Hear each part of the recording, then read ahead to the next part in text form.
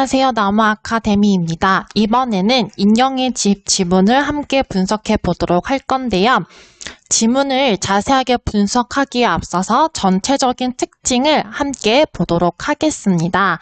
네, 이 글은 보시면 아시겠지만 인물들의 대사로 이루어진 희곡입니다. 네, 성격은 현실 비판적이고 고발적인데요. 시간적인 배경은 19세기이고 공간적인 배경은 남성 중심의 권위주의가 팽배한 서구 사회입니다. 이 희곡의 주제는 바로 여성의 자아 발견과 해방 의지를 나타내고 있는데요. 과연 여성으로 등장하는 노라는 어떠한 삶을 사는 인물인지 노라라는 인물의 특성을 먼저 설명을 해드릴게요. 노라는 여기 또 다른 주인공인 헬멜의 아내입니다. 처음에는 순정적이었지만 점차 능동적으로 자아를 찾아가는 인물인데요. 네, 여러분 문학 작품을 보시면 다양한 인물의 유형이 있는데 평면적인 인물이 있고 또 입체적인 인물이 있죠. 평면적인 인물은 어떤 인물이라고 하나요? 네, 맞아요. 인물의 성격이나 행동, 가치관, 특성이 변하지 않고 쭉 이어지는 인물인 반면 입체적인 인물이 어떠한 인물이 어떠한 사건을 계기로 바뀌는 인물을 이야기하죠. 바로 노라는 이러한 입체적인 인물이라고 할 수 있겠습니다. 네, 노라는 이렇게 결혼 전에는 아버지의 귀여운 딸로 결혼 후에는 남편의 사랑스러운 아내로 살고자 노력했던 인물인데요. 이러한 노라가 바로 남편에게 자신이 하나의 인격체가 아닌 인형에 지나지 않았다는 사실을 깨닫게 되는 계기가 있습니다. 바로 어떠한 내용이냐면 노라가 남편인 헬멜이 치료를 위해서 남편 몰래 아버지의 서명을 위조하여 크로그스타라는 인물에게 돈을 빌리게 됩니다. 이렇게 건강을 되찾은 헬멜은 은행장이 되고 은행의 감사로 있던 크로그스타를 해고하려고 하는데요.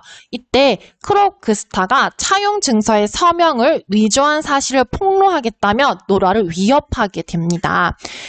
이렇게 헬멜은 그러한 사실을 알고 나서 자신의 명예가 실추될까봐 노라를 굉장히 비난을 하게 되는데요. 여러분, 노라가 그와 같이 위험을 무릅쓰고 행했던 이유는 무엇이었나요? 네, 맞아요. 남편인 헬멜을 위한 행동이었습니다.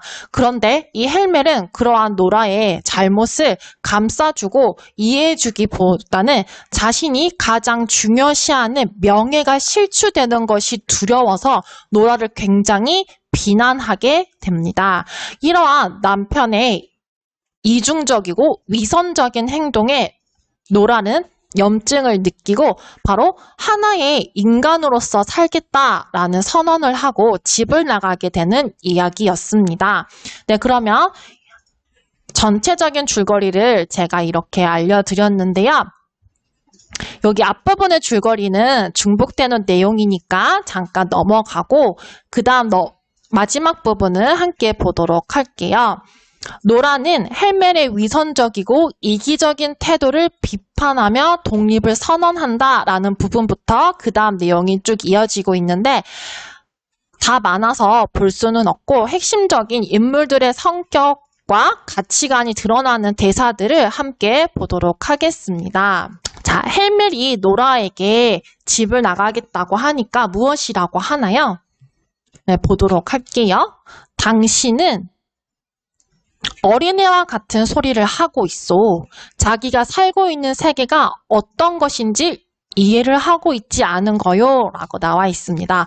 네, 여러분, 헬멜은 자신의 아내인 노라를 무엇이라고 표현하고 있나요? 네, 어린애라고 이야기하고 있네요. 여러분, 어린애는 어떤 존재죠?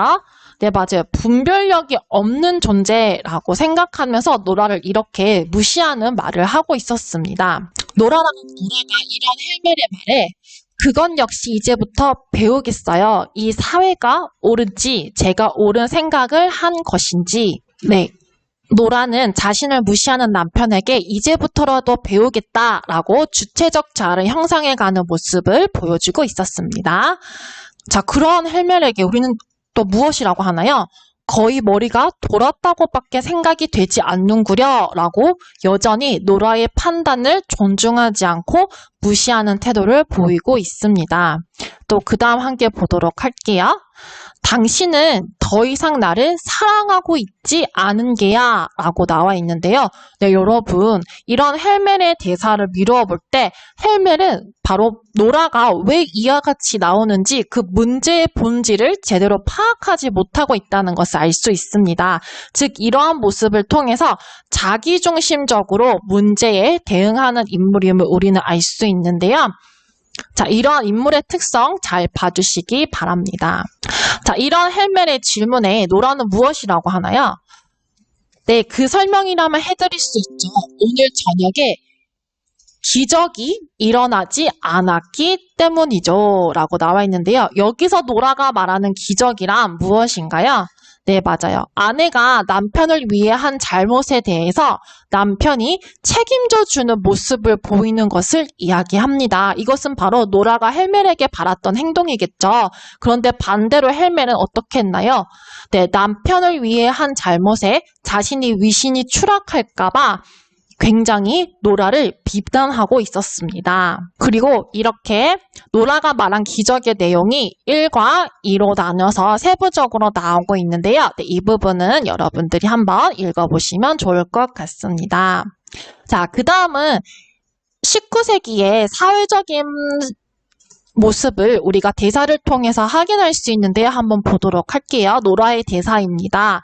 당신과 반대되는 이야기를 제가 한다고 한들 누가 믿겠어요? 라고 나와 있는데요. 네, 여러분 여기서는 바로 여성의 말보다는 남성의 말을 더 믿어주는 19세기 당시의 사회 문화가 반영되어 있었습니다. 즉 이러한 사회에 대한 비판의식이 전제가 되어 있는 것. 그리고 또 보도록 할게요. 이 헬멜이 비록 사랑하는 사람을 위해서 자기의 명예를 희생할 수 있는 남자는 없을 것이다 라고 바로 자신을 대변하니까 노라가 무엇이라고 하나요?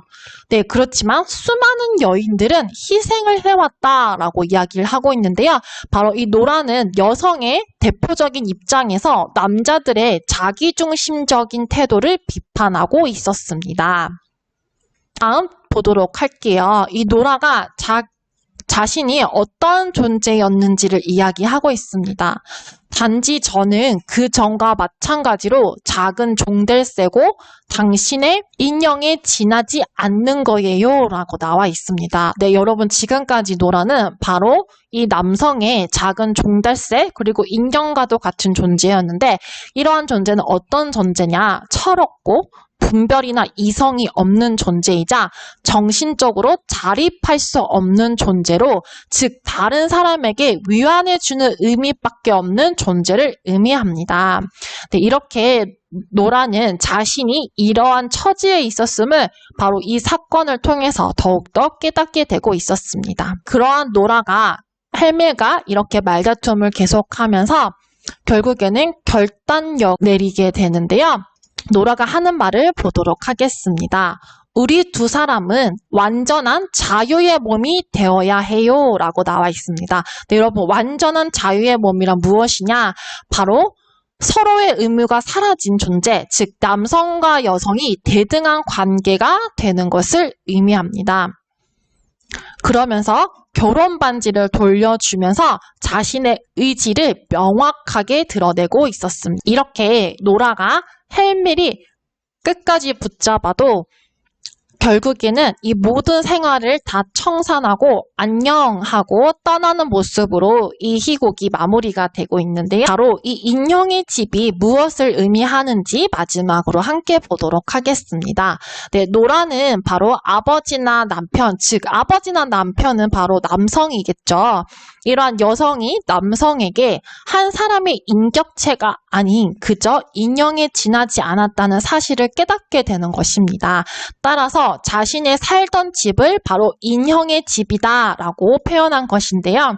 이 작품에서 인형이란 바로 의존적이고 수동적인 삶을 살아가는 존재를 나타내고 있었습니다. 이렇게 다양한 기출문제도 있으니 함께 풀어보시기 바랍니다. 이 모든 자료는 나무 아카데미 홈페이지에서 사용하실 수 있습니다.